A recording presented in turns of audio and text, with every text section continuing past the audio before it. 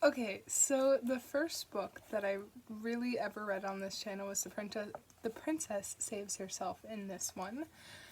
And I just found a book by the same author, Amanda Lovelace, called Flower Crowns and Fearsome Things, and that's what we're going to read today. Trigger warning. This book contains sensitive material relating to intimate partner abuse, sexual assault, cheating, child abuse, trauma, death, violence, misogyny, body image, eating disorders, alcohol, fire, and possibly more. Remember to practice self-care before, during, and after reading. Just like the original, I'm sure that this one's gonna, or the first one that I read, not the original. This book's gonna get a little deep. A note from the author. Mary Meet. There's a beloved goddess from Greek mythology you may or may not be familiar with. Her name is Persephone. She's fascinating for an endless list of reasons, including the fact that she's considered to be both the goddess of spring as well as the queen of the underworld, making her quite the complicated woman in my humble opinion. In this collection, I explore how, in this modern age, we too are often equal parts soft and fierce. Remember, there is no need to choose one or the other. Laced with love, Amanda. I think that's awesome. Who said you can't wear a flower crown and still remain a fearsome thing? Make Persephone proud.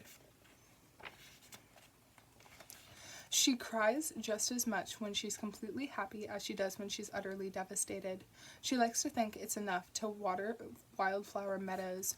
They may call her pathetic, they may call her dramatic, they may call her a baby, but she thinks it's a blessing to feel everything so much. Goddess of Spring. This is beautiful artwork.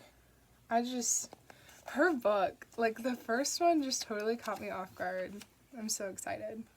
She has always sparked more fear than lust in the hearts of men. She doesn't need their chocolate, she doesn't need their diamonds, she doesn't need their money. All of those things she can give to herself. When he sent her roses, she burned them all, and then planted her own, and they were all the more lovely for it. Queen of the underworld. Oh. Persephone and Amanda Lovelace are such badasses. Never once has she felt as if she's interesting enough to be the daring heroine of her own story, and she's oddly okay with that. She likes being nobody. I like how the pictures relate with the either soft or dark of it. She's not strong because she wields a sword. She's strong and she wields a sword. Get it right. She never needed a weapon to be powerful. It does. It connects so beautifully, and I'm so excited for this book. I'm so sorry. To everyone who has a bad day and tries to take it out on me, I send you love and light. I pray your bitterness is replaced with sweetness. I pray that your next day is a much kinder one. I pray you go easier on yourself and those around you, because that's what everyone deserves. God, and the messages are always so deep, and it's beautiful. Everyone loves a strong woman until that woman no longer tolerates their bullshit. The age-old proverb. I want that on a t-shirt. She has such a way of putting in words. I forgive everyone who has ever hurt me, whether by chance or on purpose. They all ask me in awe, how do you do it? And here's what I say. What's more painful, holding petals or holding prickles? Rose. I'm sorry, I'm just very excited right now. Contrary to popular belief, I have no interest in vengeance. The thing about karma is that she's a bitch, and she's a bitch that can always be counted on, so I leave everything to her, in her all too eager hands. The threefold law. Ugh, karma is a bitch. Who needs to destroy their enemies when they can just let karma do it? Every time she thinks she's finally found the real thing, her epic, once-in-a-lifetime love, they make it clear that they only ever wanted one thing, a stroke to the ego. Will I ever be enough for someone? Yes, you will. Everybody watching this will always be enough for somebody in their life. Treat her with decency, even when she doesn't share your blood, even when she calls you out, even when you don't see her as one of the guys, even when she turns down your advances, even when you aren't attracted to her. Could the bar get any lower?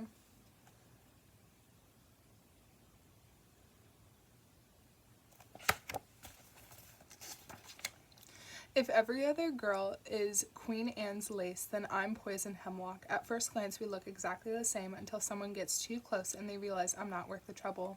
Sigh. Okay, I liked the badassness at the beginning. Now we're just getting emotional again. Oh, okay.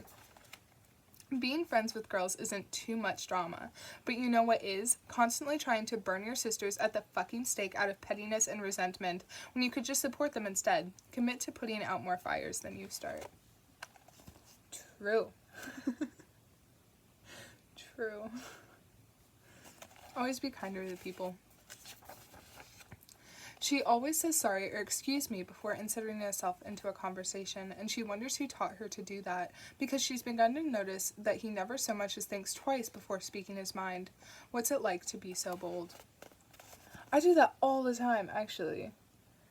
Too much. I always say, I always say sorry if I'm in somebody's way when I know that I'm not and I'm just doing my job. I refuse to be ashamed of taking up my rightful space. I refuse to apologize for daring to have an opinion. It's a pleasure to disappoint you. There we go. That's a response. That is called a response to the page before. When someone she loves is sad, she stops at nothing to make sure they feel better. If she could, she would magic a double rainbow into the sky just to see a small smile on their face, even though she can't think of a single soul in her life who would do the same for her. Being the dependable friend is difficult sometimes. Yeah. Always gotta let people depend on you too. Can't put it all on somebody. She's not waiting for you to call her back. She's not waiting for you to text her back. She's not waiting for you to have her back. She's doing it fine on her own. It's a hard truth for some people. Some people just don't work out. From the tallest tree a sparrow dropped, his neck cracking on the solid earth. A girl cupped him with soft hands and began to weep, saying to no one, "How tragic is it for someone to die when they had so many more places to fly? Well, I get to do all of the things I want to do." It's true. Death comes no matter what. Always. For everybody. When she thinks of her demise, she smiles, for she knows that she's only going to grow more formidable with each life she saves. For each life she lives, just you wait and see. She's not saving lives.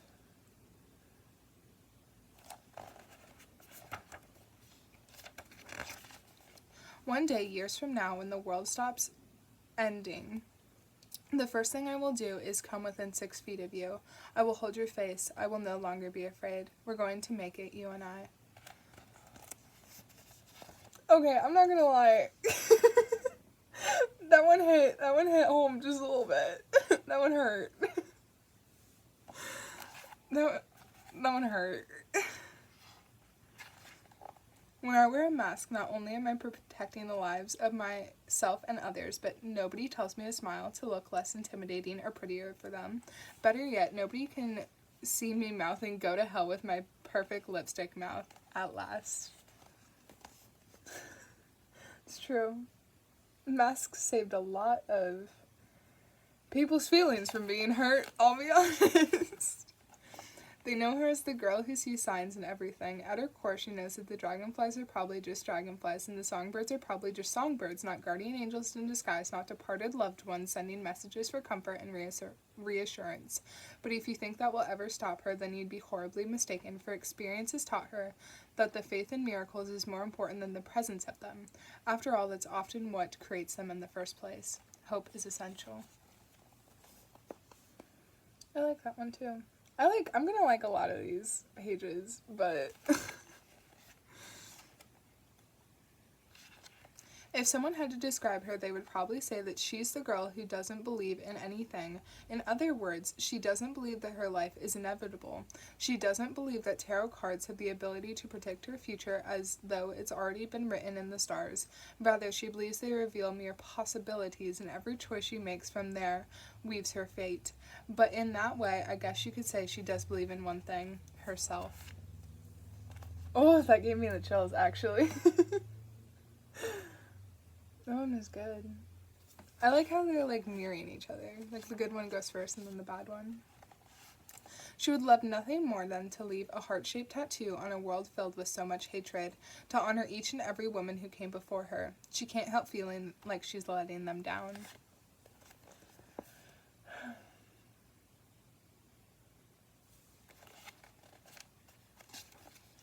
Would it be nice if my loved ones were proud of me? Of course, but I can't depend on the approval of others alone. It's never guaranteed. What matters more is finding pride in myself. I'm the only one who will be in my life forever. Oh, damn. Jesus. I mean, that's true. You are, like, the only one that's for sure going to stay in your life forever, but, like, you didn't need to call it out like that. I mean... Is it normal for a father to make you feel like your voice is so small it doesn't even matter? Just a stupid, silly girl. Oh, I'm so ready for the badass one. Oh, I'm excited. Save everyone some trouble and listen and learn to respect women before you have a daughter. I hate to break it to you, but you are not the god of her. She is not yours to cage. She is not yours to control. She is not livestock that belongs to you alone, nor does she have to obey your every command. Treat her with the same reverence as a goddess. Dude. True. I don't understand men that have daughters and then treat them with no respect. It irritates me. When she's finally alone and dares to explore herself, she's filled with nothing but immense guilt and shame, for she has always been told that her body is not her own, that it should be saved for her future husband to worship. Teach her that there's nothing wrong with worshiping herself first. True, that's very true. When you're young, it's like, it's very... I don't know how I'm trying to say this. It's taught to you to not respect yourself and wait for a man. Like, I get that it's 2022 now, I think, but you don't need to wait for a man. Any girl out there, love yourself. If you're so offended by the idea of me enjoying sex, I suggest you do your best to get over it. Remember, if it's my body, then it's my choice. And don't forget, if it's my bed, then it's my business. It's not up for debate. That's what I was trying to say. Just don't bother other people. Honestly. If you bother somebody else, give them a compliment. That's it. You don't need to be in their life. You don't need to criticize them unless they're like your best friend, you know, like complete strangers. Give them a compliment. But if your bestie is like falling apart, that might be time to step in. Under the light of the full moon, she dances about wildly, hoping an otherworldly being will come whisk her away and take her on a grand adventure. She's so done with reality. True. Sometimes I wish that like day would come and just whisk me away. My bad. Why is it that we're always damsels in distress? Write more difficult women, write more angry women, write more unlikable women, write more cunning women, write more women who revel in their wickedness. Show our complexity. That's true. Write women who are crazy. It's getting better, but... For once, I want to be someone who is not too difficult to be loved back. Is that too much to ask? Depressing. Never again will I be the one who gets down on her two bruised knees like she's getting ready to pray only to beg him to stay. If you don't want me, it's your loss. True. Don't wait for him to love you back. Just leave. Just leave. Don't care. Just leave. The boy is tall and pretty and sad. Needless to say, he stole her heart right out of her chest. I don't understand why girls need tall guys. That's just my opinion. I think I finally understand why men love dogs so much. They're unquestionably loyal, they're easy to command. They hate me because I refuse to be either of those things. Never will I roll over for anyone. I am in love with the dark persona in this book. I 100% am. I love her. Tell me who your dream girl is. Give me a list, a forest long. I'll be her. I'll be anyone you want me to be. I don't mind. That's really sad. Don't do that. Don't do that. Don't diminish yourself for somebody else. I am the water, I am the wine, I am the very magic that turns one into the other. Meanwhile, he isn't shit. Why would I bother with someone who simply cannot compare? It's called having standards. Dude, I love this one. I never realized how aggressive I was until I read this book. It would be a lie if I said I didn't wear the skirt with the hope that you would put your hand on my leg while you drive. You are my favorite possibility. Dude, true that. If my partner's watching this right now, this one, please do that. This lipstick, I wear it for me. These lashes, I wear them for me. This eyeshadow, I wear it for me. These heels, I wear them for me. This skin tight outfit, I wear it for me. You're never even considered. This is also true sometimes. I'll be entirely honest. Sometimes you just need to feel cute. That's it.